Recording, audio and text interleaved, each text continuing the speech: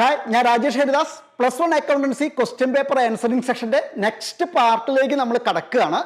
ഇന്ന് മുതൽ problems workout ചെയ്യാൻ തുടങ്ങുകയാണ്. അപ്പോൾ പ്രോബ്ലംസ് വർക്കൗട്ട് ചെയ്യുമ്പോൾ എല്ലാ എക്സാമിനും വളരെ കാര്യമായി ചോദിച്ചിട്ടുള്ള ഒരു പാർട്ടാണ്. എന്ന് പറഞ്ഞാൽ അക്കൗണ്ടൻസിയിലെ ഏറ്റവും ബേസ് പാർട്ട് അല്ലെങ്കിൽ ഏറ്റവും പ്രധാനപ്പെട്ട പാർട്ടാണ് നമ്മൾ ഇന്ന് വർക്കൗട്ട് ചെയ്യാൻ പോകുന്നത്.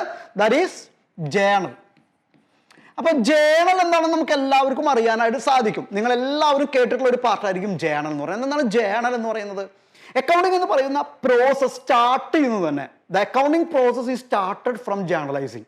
ജേണലൈസിംഗ് എന്നാണ് അത് സ്റ്റാർട്ട് ചെയ്യുന്നത് തന്നെ. എന്താണ് ജേണലൈസിംഗ് എന്ന് പറയുന്നത്? സ്ഥാപനത്തിൽ ഉണ്ടായിട്ടുള്ള ട്രാൻസാക്ഷൻസ് ഫസ്റ്റില് റെക്കോർഡ് ചെയ്യുന്നത് ഏതിലാണ്? ജേണലിലാണ്. ആ റെക്കോർഡ് ചെയ്യുന്ന പ്രോസസ്സിന് നമ്മൾ ജേണലൈസിംഗ് എന്നും, അത് റെക്കോർഡ് ചെയ്ത് കഴിഞ്ഞാൽ നമ്മൾ അതിനെ ജേണൽ എൻട്രി എന്നാണ് വിളിക്കുക. എങ്ങനെയാണ് അത് റെക്കോർഡ് ചെയ്യുക? അതൊരു ക്രോണോളജിക്കൽ ഓർഡറിലാണ് അത് സംഭവിച്ചിട്ടുള്ള, ഓരോ ട്രാൻസാക്ഷൻസ് സംഭവിച്ചിട്ടുള്ള ഒരു ഓർഡറിലാണ് അത് റെക്കോർഡ് ചെയ്യുക. അപ്പോൾ അക്കൗണ്ടിങ് പ്രോസസ് സ്റ്റാർട്ട് ചെയ്യുന്നത് ഇവിടെ നിന്നാണെന്ന് പറഞ്ഞു. ഇതിൽ നമ്മൾ എങ്ങനെയാണ് റെക്കോർഡ് ചെയ്തിട്ടുള്ളത് എന്നതിനനുസരിച്ചാണ് നെക്സ്റ്റ് നമ്മൾ എല്ലാ പ്രിപ്പറേഷൻസും, ലെഡ്ജർ ആയാലും ഫൈനൽ അക്കൗണ്ടിൻ്റെ ഒക്കെ പ്രിപ്പറേഷൻസ് വരുന്നത്. അതുകൊണ്ട് ഇതൊരിക്കലും നമ്മൾ എന്ത് ചെയ്യാതെ, തെറ്റാതെ എന്ത് ചെയ്യണം? പ്രിപ്പയർ ചെയ്യണം. അപ്പോൾ തെറ്റാതെ പ്രിപ്പയർ ചെയ്യണമെങ്കിൽ അക്കൗണ്ടൻസിയിൽ പ്രധാനപ്പെട്ട ഒരു റൂളുണ്ട്. ജേണലൈസ് ചെയ്യാൻ, ലെഡ്ജർ എഴുതാനൊക്കെ വളരെ പ്രധാനപ്പെട്ട ഒരു റൂളുണ്ട്. ആ റൂള് കൃത്യമായി മനസ്സിലാക്കിയാൽ മാത്രമാണ് നമുക്കത് തെറ്റാതെ എന്ത് ചെയ്യാൻ പറ്റുക, നമുക്ക് ചെയ്യാനായിട്ട് സാധിക്കുക. ആ റൂൾ എപ്പോഴും എന്താണെന്ന് വെച്ച് കഴിഞ്ഞെങ്കിൽ ഒരു ഡ്യൂവൽ ആസ്പെക്ട് കൺസെപ്റ്റിലാണ് നിൽക്കുന്നത്. ഡ്യൂവൽ ആസ്പെക്ട് കോൺസെപ്റ്റിലാണ് ഇത് നിൽക്കുന്നത്. അതായത് ഡ്യൂവൽ ആസ്പെക്ട് കോൺസെപ്റ്റിൽ പറയുന്നത് എവറി ട്രാൻസാക്ഷൻ, നമ്മൾ സ്ഥാപനത്തിൽ നടത്തുന്ന ഏത് ട്രാൻസാക്ഷൻ എടുത്ത് പരിശോധിച്ചാലും അതിൽ 2 ആസ്പെക്റ്റുകൾ ഉണ്ടായിരിക്കും, 2 ഫാക്ടറുകൾ ഉണ്ടായിരിക്കും, 2 കാര്യങ്ങൾ ഉണ്ടായിരിക്കും. ഇതാണ് അതിൽ പറയുന്നത്. ഇതിനെ നമ്മൾ ഇതിലേക്ക് വരുമ്പോൾ നമ്മൾ എന്ത് പറയുന്നു? ഡബിൾ എൻട്രി സിസ്റ്റം എന്ന് പറയുന്ന ഒന്നിലൂടെയാണ് അത് വർക്കൗട്ട് ചെയ്യുക. Double entry system. ഈ ഡബിൾ എൻട്രി സിസ്റ്റം എന്ന് പറഞ്ഞാൽ ഇത്രയേ ഉള്ളൂ. നേരത്തെ പറഞ്ഞു നമ്മൾ എവറി ട്രാൻസാക്ഷൻ ഹാസ് 2 ആസ്പെക്ട്സ്. ആ 2 ആസ്പെക്ട്സിനെ നമ്മൾ ഡെബിറ്റ്, ക്രെഡിറ്റ് എന്നിങ്ങനെ തരംതിരിക്കുന്നു. എങ്ങനെ തരംതിരിക്കുന്നു? Debit, credit. അപ്പോൾ ഇതിലെ ഏറ്റവും പ്രധാനപ്പെട്ട കാര്യം ആ ആസ്പെക്ട്സ് കൃത്യമായിട്ട് മനസ്സിലാക്കുക എന്നുള്ളതും, അത് ഡെബിറ്റ് ആണോ ക്രെഡിറ്റ് ആണോ ചെയ്യേണ്ടത് എന്നുള്ളത് തീരുമാനിക്കുക എന്നുള്ളതാണ്. അങ്ങനെ ആദ്യമായിട്ട്, അതായത് ട്രാൻസാക്ഷൻസ് ആദ്യമായിട്ട് റെക്കോർഡ് ചെയ്യുന്നത് ജേണലിലായതുകൊണ്ട് ഈ ജേണലിനെ നമ്മൾ മറ്റൊരു പേര് കൂടി വിളിക്കാറുണ്ട്. അതാണ് ബുക്ക് ഓഫ് ഒറിജിനൽ എൻട്രി എന്നും വിളിക്കാറുണ്ട്.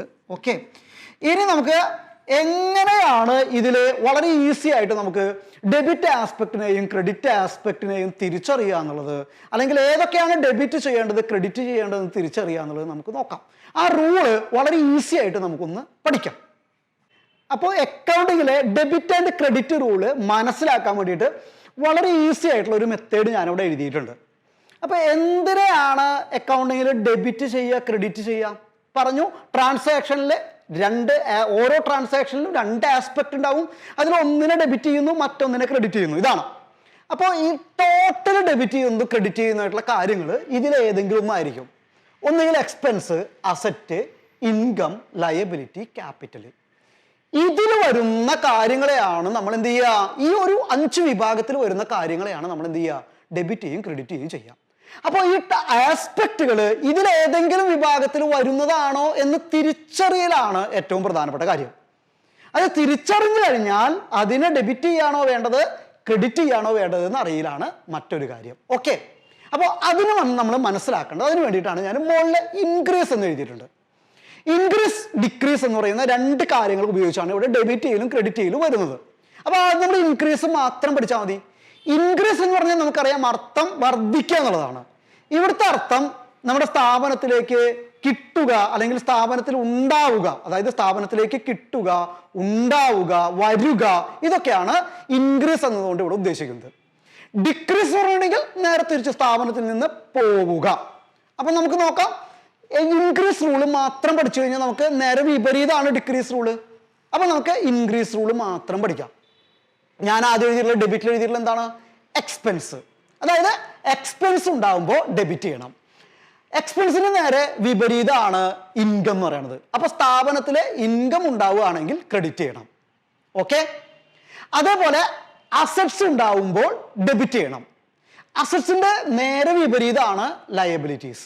ലയബിലിറ്റി ഉണ്ടാവുമ്പോൾ ക്രെഡിറ്റ് ചെയ്യണം. ക്യാപിറ്റൽ ഉണ്ടാകുമ്പോഴും ക്രെഡിറ്റ് ചെയ്യണം. ക്യാപിറ്റലിനെയും ഒരു ലയബിലിറ്റി ആയിട്ടാണ് കണക്കാക്കുക. കാരണം ക്യാപിറ്റൽ എന്ന് പറഞ്ഞാൽ ഒരു ഓണർ ഇൻവെസ്റ്റ് ചെയ്യുന്ന എമൗണ്ട് ആണ്. അപ്പോൾ ഏതെങ്കിലും ഒരു പാർട്ട്ണർഷിപ്പ് ഫേം ആണെങ്കിൽ ആ ഒരു പാർട്ട്ണർ ഒരു 2-3 വർഷമൊക്കെ കഴിഞ്ഞ് സ്ഥാപനത്തിൽ നിന്ന് പിരിഞ്ഞു പോവുകയാണെങ്കിൽ അയാൾ കൊണ്ടുവന്ന ക്യാപിറ്റൽ അയാൾക്ക് തിരിച്ചു കൊടുക്കണം. അതുകൊണ്ട് ക്യാപിറ്റലിനെ നമുക്കൊരു ലയബിലിറ്റി ആയിട്ടാണ് കണക്കാക്കുക. അതുകൊണ്ട് ക്യാപിറ്റൽ ഉണ്ടാകുമ്പോഴും ക്രെഡിറ്റ് ചെയ്യണം. വളരെ ഈസിയാണ്. അപ്പോൾ നമ്മൾ റൂള് എന്താണ്? എക്സ്പെൻസ് ഉണ്ടാകുമ്പോൾ ഡെബിറ്റ് ചെയ്യുന്നു, അതിൻ്റെ വിപരീതമായിട്ടുള്ള ഇൻകം ഉണ്ടാകുമ്പോൾ ക്രെഡിറ്റ് ചെയ്യുന്നു. അസറ്റ്സ് ഉണ്ടാകുമ്പോൾ ഡെബിറ്റ് ചെയ്യുന്നു, അതിൻ്റെ വിപരീതമായിട്ടുള്ള ലയബിലിറ്റിയും ക്യാപിറ്റലും ഉണ്ടാകുമ്പോൾ ക്രെഡിറ്റ് ചെയ്യുന്നു. അപ്പോൾ എന്ത് ചെയ്താൽ മതി? ഇനി ഇതൊക്കെ ഡിക്രീസ് ചെയ്യുമ്പോൾ എക്സ്പെൻസും അസറ്റും ഇല്ലാതെ ആകുമ്പോൾ അല്ലെങ്കിൽ സ്ഥാപനത്തിൽ നിന്ന് പോകുമ്പോൾ എന്ത് ചെയ്താൽ മതി? ക്രെഡിറ്റ് ചെയ്താൽ മതി. അതേപോലെ ഇൻകവും ലയബിലിറ്റിയും സ്ഥാപനത്തിൽ നിന്ന് പോകുമ്പോൾ എന്ത് ചെയ്താൽ മതി? ഡെബിറ്റ് ചെയ്താൽ മതി. ഇത്രയാണ് റൂൾ എന്ന് പറയുന്നത്. ഓക്കെ, ഇനി നമുക്ക് പ്രോബ്ലം ചെയ്ത് നോക്കാം. വളരെ ഈസി ആയിട്ടുള്ള ഒരു പ്രോബ്ലത്തിലേക്ക് നമുക്ക് നോക്കാം. ഓക്കെ, നമുക്ക് ഇതാണ് നമ്മൾ തന്നിട്ടുള്ള problem. Journalise the following transactions in the books of Minda fashions for the month of May 2021. ഇതിൽ നമ്മൾ ഒരു മാസത്തെ ട്രാൻസാക്ഷൻസ് ആണ് നമുക്ക് പ്രോബ്ലം ചെയ്യാൻ വേണ്ടിയിട്ട് പരീക്ഷയ്ക്ക് ചോദിച്ചിട്ടുള്ള ഒരു ചോദ്യമാണ്. അപ്പോൾ 1 month ട്രാൻസാക്ഷൻസ് ഒക്കെയാണ് തരിക. അധികമൊന്നും ഉണ്ടാവില്ല, ഇതിൽ 7-8 ട്രാൻസാക്ഷൻ ഉണ്ടാവുള്ളൂ. ഇത് ജേർണലൈസ് ചെയ്യാനാണ് നമ്മളോട് പറഞ്ഞേക്കണേ. അപ്പോൾ നമുക്ക് നോക്കാം ആദ്യത്തെ എന്താണ് തന്നിക്കണേ നോക്കാം. ജേർണലൈസ് ചെയ്യാൻ നമുക്കൊരു ഫോർമാറ്റ് ഉണ്ട്. ആ ഫോർമാറ്റ് നിങ്ങളൊന്ന് നോക്കിക്കോളൂ. ഇതാണ് അതിന്റെ ഫോർമാറ്റ്. നമുക്കറിയാം ഡേറ്റ്, പർട്ടിക്കുലേഴ്സ്, അതായത് ഡെബിറ്റും ക്രെഡിറ്റും വേർതിരിച്ച് എഴുതാനുള്ള ഒരു കോളം. LF നോട്ട് വേറൊരു കോളം ഉണ്ടാവും, ലെഡ്ജർ ഫോളിയോ. അത് ലെഡ്ജറിൽ ഇത് ഏത് പേജിൽ എടുക്കുന്നതുമായി ബന്ധപ്പെട്ടതാണ്. പിന്നെ അതേപോലെ ഡെബിറ്റ് ഐറ്റം ആണ് ആദ്യം എഴുതുക, അത് എഴുതാനുള്ള എമൗണ്ട് കോളാണ് ഇത്. ഡെബിറ്റും ക്രെഡിറ്റും എമൗണ്ട് ഒന്നും തന്നെയായിരിക്കും സാധാരണ. ക്രെഡിറ്റിന്റെ എമൗണ്ട് എഴുതാനുള്ള കോളാണ് ക്രെഡിറ്റ് എമൗണ്ട് കോളം. ഇത്രയാണ് ഇതിന്റെ ഫോർമാറ്റ് എന്ന് പറയുന്നത്. അപ്പൊ നമുക്ക് പ്രോബ്ലം നോക്കാം. ആദ്യം തന്നിട്ടുള്ളത് May 1 commenced business with cash 2 lakh എന്നാണ്. അതായത് ബിസിനസ് കമൻസ് എന്ന് പറഞ്ഞിട്ടുണ്ടെങ്കിൽ അതിന്റെ അർത്ഥത്തിലേ ഉള്ളൂ, സ്റ്റാർട്ടഡ് എന്നാണ്. തെറ്റണ്ട, സ്റ്റാർട്ടഡ് എന്നാണ് കമൻസിന്റെ അർത്ഥം. ബിസിനസ് സ്റ്റാർട്ട് ചെയ്തു വിത്ത് ക്യാഷ്, ക്യാഷ് കൊണ്ടുവന്നിട്ട്. ആരാണ് ബിസിനസ് സ്റ്റാർട്ട് ചെയ്യുക? അതിന്റെ ഓണർ. ആ ഓണർ സ്റ്റാർട്ട് ചെയ്യുന്നതിന് വേണ്ടിയിട്ട്, ബിസിനസ് ആരംഭിക്കുന്നതിന് വേണ്ടി കൊണ്ടുവരുന്ന ക്യാഷിനെ അല്ലെങ്കിൽ മറ്റേതെങ്കിലും അസറ്റിനെ വിളിക്കുന്ന പേരാണ് എന്തെന്നുള്ളത്? ഇൻവെസ്റ്റ്മെന്റ്. ആ ഇൻവെസ്റ്റ്മെന്റിനെ വിളിക്കുന്ന പേരാണ് എന്തെന്നുള്ളത്? ക്യാപിറ്റൽ. അപ്പൊ കമൻസ്ഡ് ബിസിനസ് എന്ന് പറഞ്ഞിട്ടുണ്ടെങ്കിൽ നമ്മളതിന് മനസ്സിലാക്കുക, അതിലെ ഒരേ ആസ്പെക്ട് എന്തായിരിക്കും? ക്യാപിറ്റൽ ആയിരിക്കും. ഒരേ ആസ്പെക്ട് എന്തായിരിക്കും? ക്യാപിറ്റൽ ആയിരിക്കും. എന്താണേലും കൊണ്ടുവന്നേക്കണ സ്ഥാപനത്തിലേക്ക്? ക്യാഷ് ആണ് കൊണ്ടുവന്നേക്കണേ. അപ്പോൾ മറ്റൊരു ആസ്പെക്ട് എന്തായിരിക്കും? ക്യാഷ് ആയിരിക്കും. അപ്പൊ ഇതിൽ 2 ആസ്പെക്ട് കിട്ടി. ഒന്ന് ക്യാപിറ്റല്, മറ്റൊന്ന് ക്യാഷ്. അപ്പൊ നോക്കുക, ബിസിനസ് ആരംഭിക്കാൻ നമ്മൾ ആർക്ക് വേണ്ടിയിട്ടാണ് ഈ അക്കൗണ്ടിങ് എന്ന് പറയുന്ന പ്രോസസ്സ് ചെയ്യുന്നത്? ആർക്ക് വേണ്ടിയിട്ടാണ്? നമ്മുടെ പ്രോബ്ലത്തിൽ തന്നിരിക്കുന്ന സ്ഥാപനത്തിന് വേണ്ടിയിട്ടാണ്, അല്ലെങ്കിൽ നമ്മൾ ജോലി ചെയ്യുന്ന സ്ഥാപനത്തിന് വേണ്ടിയിട്ടാണ്. അപ്പൊ ഇവിടെ നമ്മൾ ചെയ്യുന്നത് ആർക്ക് വേണ്ടിയിട്ടാണ്? മിൻഡ എന്ന് പറയുന്ന കമ്പനിക്ക് വേണ്ടിയിട്ടാണ് നമ്മൾ എന്ത് ചെയ്യുന്നത്? അക്കൗണ്ടിങ് എന്ന് പറയുന്ന പ്രോസസ് ചെയ്യുന്നത്. അപ്പൊ ഇവിടെ എന്തുണ്ടാവണേ? സ്ഥാപനത്തിലേക്ക് എന്തുണ്ടാവണേ? ക്യാഷ് വരുന്നു. സ്ഥാപനത്തിലേക്ക് എന്തുണ്ടാവണേ? ക്യാഷ് കൊണ്ടുവരുമ്പോൾ ക്യാഷ് സ്ഥാപനത്തിലേക്ക് വരുന്നു. ക്യാഷ് എന്താ? അസറ്റ്. അസറ്റ് വരുമ്പോൾ നമ്മൾ എന്ത് ചെയ്യണം? ഡെബിറ്റ് ചെയ്യുന്നു. ആ ക്യാഷ് എന്തായിട്ടാണ് പറഞ്ഞത്? നമുക്കറിയാം, തുടക്കത്തിൽ കൊണ്ടുവരുന്നത് ക്യാപിറ്റൽ ആണ്. ക്യാപിറ്റൽ ആയിട്ടാണ് വരുന്നത്. ക്യാപിറ്റൽ നമ്മൾ എന്താ പഠിച്ചേക്കണേ? ക്യാപിറ്റൽ സ്ഥാപനത്തിലേക്ക് വരുമ്പോൾ ക്രെഡിറ്റ് ചെയ്യണം. അപ്പൊ ഏതിന്? ക്യാഷ് സ്ഥാപനത്തിലേക്ക് വരുമ്പോൾ ഡെബിറ്റ് ചെയ്യണം, ക്യാപിറ്റൽ സ്ഥാപനത്തിലേക്ക് വരുമ്പോൾ ക്രെഡിറ്റ് ചെയ്യണം. അപ്പൊ ഇതിന്റെ ജേണൽ എൻട്രി എങ്ങനെ എഴുതുക? ഇങ്ങനെയാണ്. നമുക്കറിയാം May 1 ഡേറ്റ് 2021 May 1 ക്യാഷ് വരുന്നു. അപ്പൊ ഡെബിറ്റ് ആണ് നമ്മൾ ആദ്യം എഴുതുക. Cash account debtor. ക്യാഷ് എന്തായിട്ടാ നമ്മൾ പറഞ്ഞു? തുടക്കത്തിൽ കൊണ്ടുവരുന്ന സ്ഥാപനത്തിലേക്ക് അതിന്റെ ഓണർ കൊണ്ടുവരുന്ന ക്യാഷിനെ, നമ്മൾ സ്റ്റാർട്ട് ചെയ്യാനായിട്ട് കൊണ്ടുവരുന്ന ക്യാഷിനെ നമ്മൾ വിളിക്കുക ക്യാപിറ്റൽ എന്നാണ്. അപ്പൊ നമ്മൾ എന്ത് ചെയ്തു? ക്യാപിറ്റലിനെ ക്രെഡിറ്റ് ചെയ്തു. എത്ര രൂപയാണ്? ഡെബിറ്റ് കോളത്തിന് നേരെ ഡെബിറ്റ് എമൗണ്ട് എഴുതി. അതുപോലെ ക്രെഡിറ്റിൽ നമ്മൾ ക്രെഡിറ്റ് എമൗണ്ട് എഴുതി.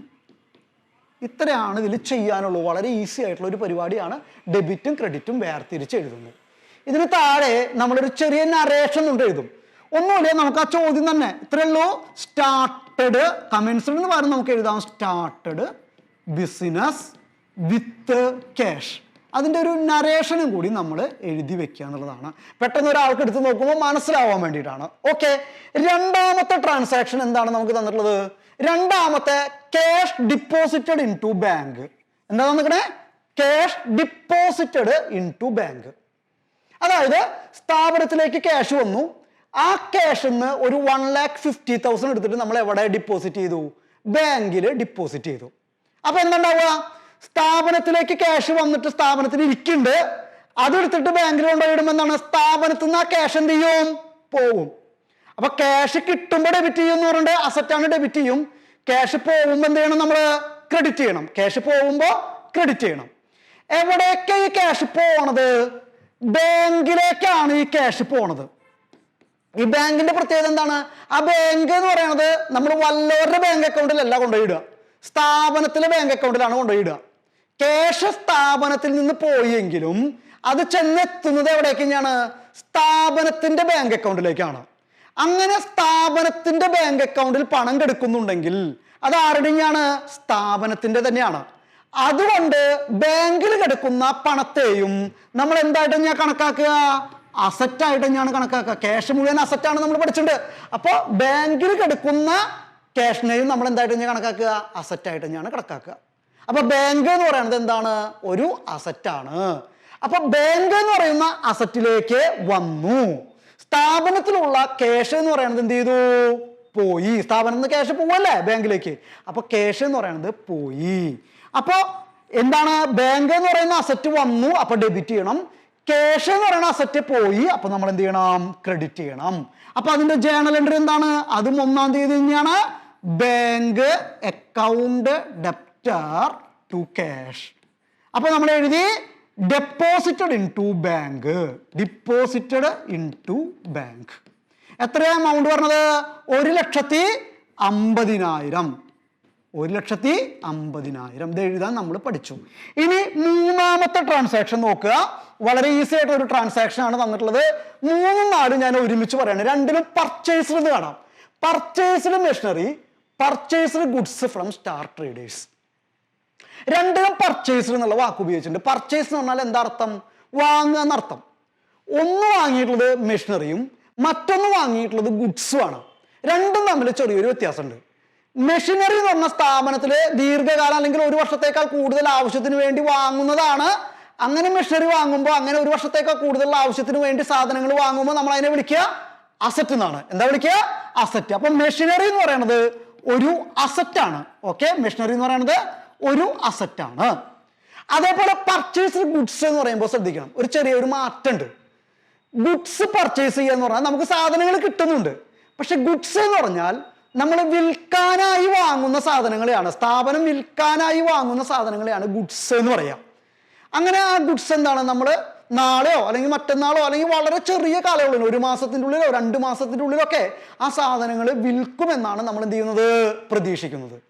അങ്ങനെ വിൽക്കാനായി വാങ്ങുന്നത് സാധനങ്ങൾ നമ്മൾ 1 വർഷത്തിൻ്റെ ഉള്ളിൽ തന്നെ വിറ്റ് പോകുന്നത് കൊണ്ട് അതിനെ നമ്മൾ അസറ്റായിട്ട് കണക്കാക്കാറില്ല.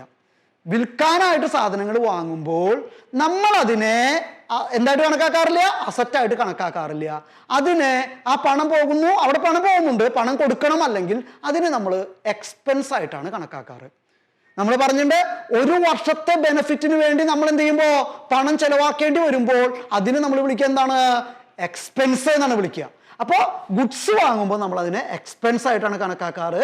അത് ജേണൽ എൻട്രിയിൽ നമ്മൾ ഗുഡ്സ് എന്നുള്ള വാക്കല്ല, നമ്മൾ വിൽക്കാനായിട്ട് സാധനങ്ങൾ വാങ്ങുമ്പോൾ ഉപയോഗിക്കുന്ന വാക്ക് നമ്മൾ പർച്ചേസ് എന്നുള്ളതാണ്. എന്താ ഉപയോഗിക്കുക? പർച്ചേസ്. പർച്ചേസ് എന്തിനാ വരിക? എക്സ്പെൻസിലാണ് വരിക. അപ്പോൾ 8-ാം തീയതിയിലത്തെ മെഷീനറി വാങ്ങുമ്പോൾ നമുക്കൊരു അസറ്റ് കിട്ടി.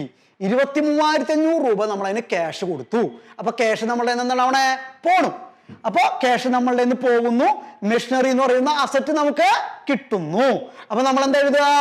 മെഷീനറി കിട്ടിക്കഴിഞ്ഞാൽ മെഷീനറി അസറ്റ് ആണ്, ഡെബിറ്റ് ചെയ്തു. അപ്പൊ നമ്മൾ എഴുതി മെഷീനറി അക്കൗണ്ട് ഡെപ്റ്റർ. നമ്മുടെ എന്താ പോണേ? മെഷീനറി വാങ്ങുമ്പോ ക്യാഷ് പോകുന്നു. അപ്പൊ ക്യാഷിനെ നമ്മൾ ക്രെഡിറ്റ് ചെയ്തു. 8-ാം തീയതിയാണ്, 23,500 രൂപയാണ്. എത്രാം തീയതിയാ? 8-ാം തീയതി 23,500. Okay, purchased machinery.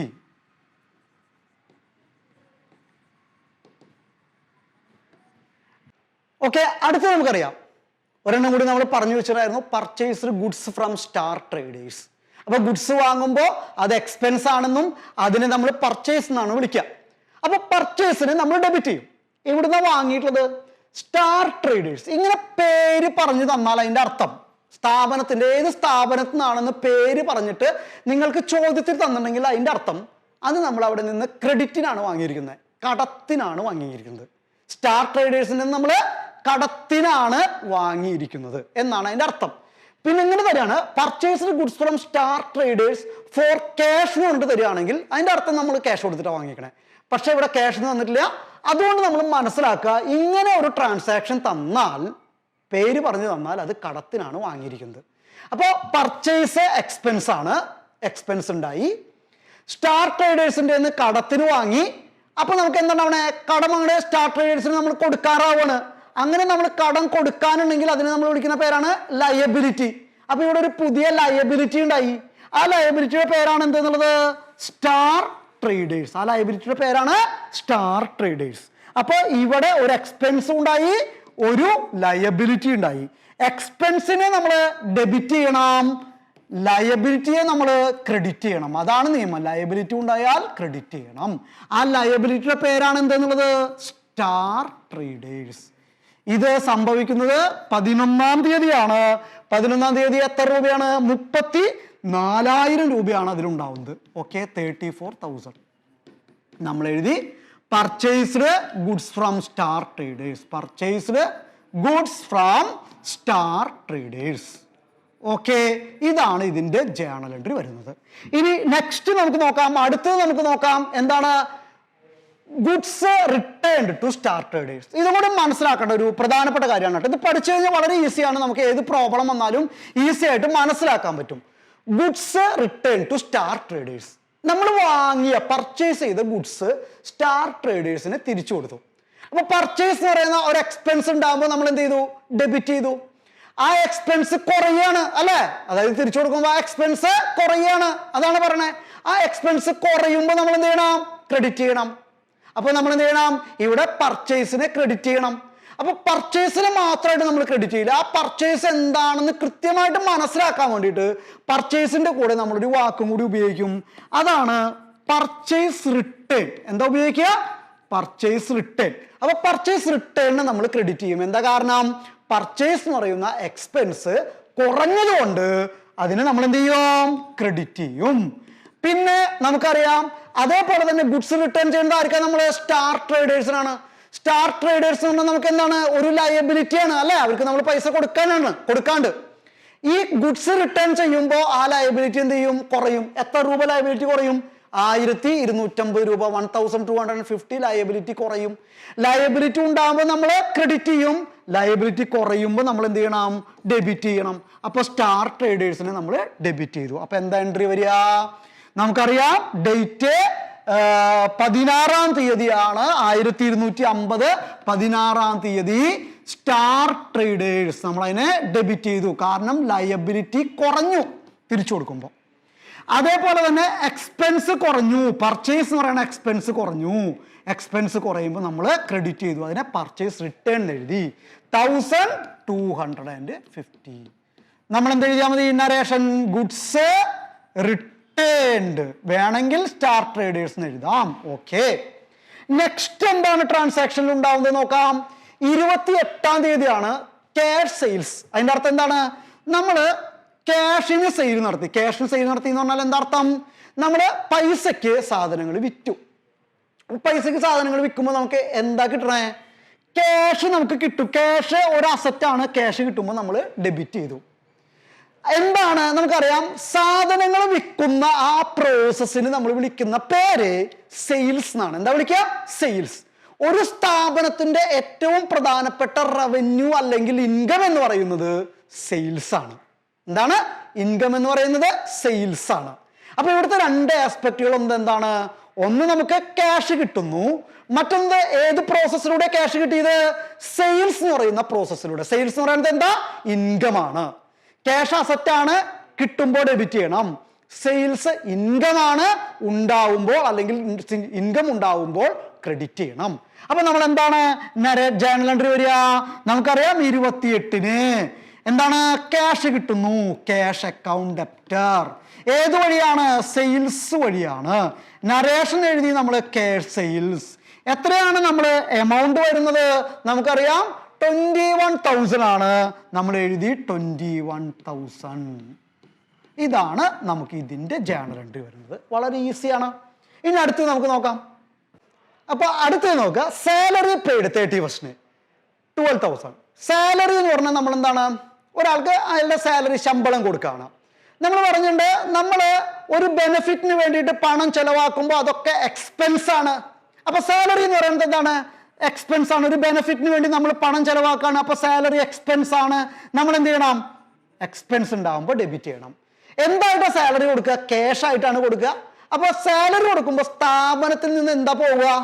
ക്യാഷ് പോവും. അപ്പൊ ക്യാഷ് പോകുമ്പോൾ നമ്മൾ എന്ത് ചെയ്യണം? ക്യാഷ് അസറ്റ് ആണ്, നമ്മൾ ക്രെഡിറ്റ് ചെയ്യണം. അപ്പൊ ഇത് ഡെബിറ്റ് ചെയ്യണം, നമ്മൾ ഇത് ക്രെഡിറ്റ് ചെയ്യണം. അപ്പൊ എന്താ ജേണൽ എൻട്രി വരിക? Salary account debtor. സാലറി എന്ന് പറയുന്നത് എക്സ്പെൻസ് ആണ് ടു ക്യാഷ്. എത്ര എമൗണ്ട് വരുന്നത്? നമുക്ക് എമൗണ്ട് വരുന്നത് 12,000 ആണ് വരുന്നത്. അപ്പൊ സാലറി പെയ്ഡ് എന്ന് നരേഷൻ എഴുതി 12,000. നെക്സ്റ്റ് എന്താണ് നമുക്ക് പറഞ്ഞത്? ലാസ്റ്റ് ട്രാൻസാക്ഷൻ നമുക്ക് നോക്കാം. എന്താണ് വരുന്നത് നോക്കാം. Last transaction rent paid by cheque. ഇതേപോലെ തന്നെയാണ്. റെന്റ് എന്ന് പറഞ്ഞാൽ ഇതേപോലെ തന്നെ നമുക്ക് ഒരു ബെനിഫിറ്റ് ഉണ്ടാവാൻ വേണ്ടിയിട്ട് നമ്മൾ കൊടുക്കുന്ന ചെലവാണ്. അങ്ങനെ അതായത് നമ്മൾ ക്യാഷ് കൊടുക്കുകയാണ്. അപ്പൊ റെന്റ് എന്ന് പറഞ്ഞാലും നമുക്ക് എന്താണ്? ഒരു എക്സ്പെൻസ് ആണ്. എക്സ്പെൻസ് എന്ന് പറഞ്ഞാൽ മനസ്സിലാക്കുക, നമ്മൾ എന്തെങ്കിലും ബെനിഫിറ്റിന് വേണ്ടി പണം കൊടുക്കുക. അപ്പോൾ അതേപോലെ ഇവിടെ എന്താണ്? ഒരു നമുക്ക് റൂം ഉപയോഗിക്കുന്നതിന് നമ്മൾ എന്ത് കൊടുക്കുന്നു? റെന്റ് കൊടുക്കുന്നു. അതുകൊണ്ട് നമ്മൾ അതിനെന്ത് വിളിക്കും? എക്സ്പെൻസ്. ഡെബിറ്റ് ചെയ്യണം. കൊടുക്കുന്നത് ചെക്ക് വഴിയാണ്. ചെക്ക് വഴി കൊടുക്കുമ്പോൾ എവിടുന്ന ഫണ്ട് പോവുക? നമ്മളുടെ ബാങ്ക് അക്കൗണ്ടിൽ നിന്നാണ് പൈസ പോവുക. അപ്പൊ ബാങ്കിലെ എമൗണ്ട് ആണ് കുറയുക. ബാങ്ക് ഒരു അസറ്റ് ആണ്. ബാങ്ക് അസറ്റ് കുറയുമ്പോൾ, അസറ്റ് ഉണ്ടാകുമ്പോൾ ഡെബിറ്റ് ചെയ്യും, അസറ്റ് കുറയുമ്പോൾ ക്രെഡിറ്റ് ചെയ്യും. അപ്പോൾ എക്സ്പെൻസ് എന്ന് പറയുന്നതാണ് ഇവിടെ റെന്റ്. റെന്റ് എന്ന് പറയുന്ന എക്സ്പെൻസിനെ നമ്മൾ ഡെബിറ്റ് ചെയ്യും. അതേപോലെ ബാങ്ക് എന്ന് പറയുന്ന അസറ്റിന് എമൗണ്ട് പോവുകയാണ്. അപ്പോൾ അസറ്റ് പോകുമ്പോൾ നമ്മൾ ക്രെഡിറ്റ് ചെയ്യും. എത്ര രൂപയാണ് നമ്മൾ റെന്റ് കൊടുത്തിട്ടുള്ളത്? 5,000. എത്ര എമൗണ്ട്? 5,000 ആണ് എമൗണ്ട്. ഇത്രയാണ് നരേഷൻ. എന്താ? Rent paid. അപ്പൊ ഈ പ്രോബ്ലത്തിൽ ഒരുവിധമുള്ള എല്ലാ ടൈപ്പ് ഓഫ് ട്രാൻസാക്ഷൻസും നമ്മൾ ചെയ്തിട്ടുണ്ട്. ഇത് ഒരു എക്സാമിന് വന്നിട്ടുള്ള ക്വസ്റ്റ്യൻ ആണ്. അപ്പൊ നിങ്ങൾക്ക് ഇത് മനസ്സിലായി കാണുമെന്ന് ഞാൻ പ്രതീക്ഷിക്കുന്നു. അപ്പോൾ അടുത്ത പ്രോബ്ലത്തിലേക്ക് കടക്കും വരേക്ക് ഗുഡ് ബൈ.